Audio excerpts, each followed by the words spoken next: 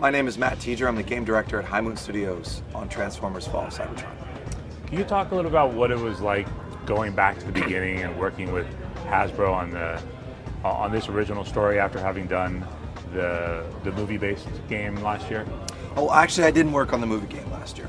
So I've only ever worked on War for Cybertron. And once we finished War, we kind of moved directly onto this one, myself and my team. So what we did is kind of rolled out to Hasbro with kind of this skeleton of a story. And we knew what we wanted to do with this game was really embrace each named Transformer from a story, from a level design, and from a gameplay mechanics point of view. So we're kind of refocusing the effort a lot more about the characters, and at the same time kind of what was our brand new story. And that's where we kind of went out. And they were very happy. Obviously they really liked it. We were embracing their characters so much. The one area that we needed to do a little bit more crafting was with the Grimlock stuff, because he's a tricky character, because we couldn't make him be corny, or rather we didn't want to make him be corny. We wanted his story to be very plausible.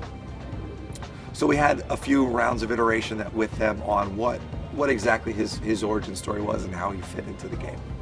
Can you talk a little about that character, because he's got some really cool combat that you guys are showing off today? Grimlock's great from a variety of reasons, from gameplay and from story. So you've been playing the game for a while, you've gone to the Teletrans store and you've found and unlocked a bunch of weapons and upgrades, you bought them, you used them, you feel like you kind of know what's going on from a shooting point of view. And then we give you a character that doesn't have a gun.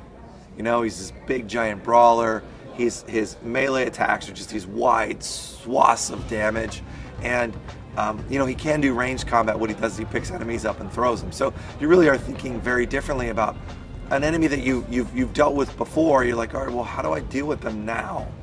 And that's a cool thing. That's very positive. On top of that, the same thing is transformation. It's core to the game. It's the primary way you're interacting with your character. We've taught you that transformation is seamless and fast and innate in your thinking. And then we're going to give you a guy who you have to rethink about all that again.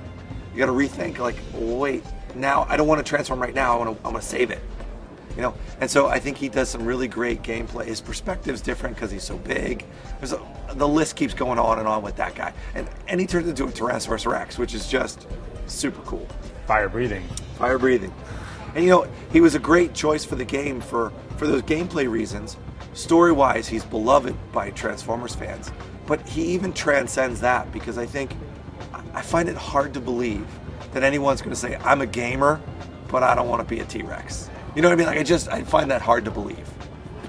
Now, there was also a really cool sequence when it comes to you get to actually control giant Transformers in this game. Can you talk a little about how that works with Optimus Prime?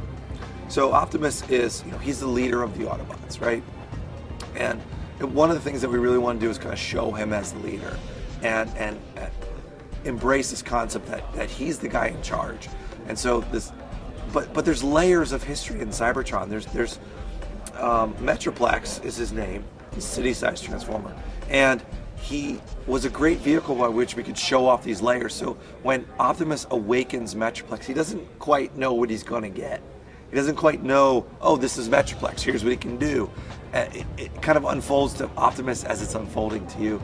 And when you see him on the battlefield, when Optimus learns how to use him, it's just awesome. I mean, the things he can do is, you know, he's often, you know, sending artillery strikes in, but sometimes he's also physically interacting with the world when you see him stomp on stuff, or it's just fantastic.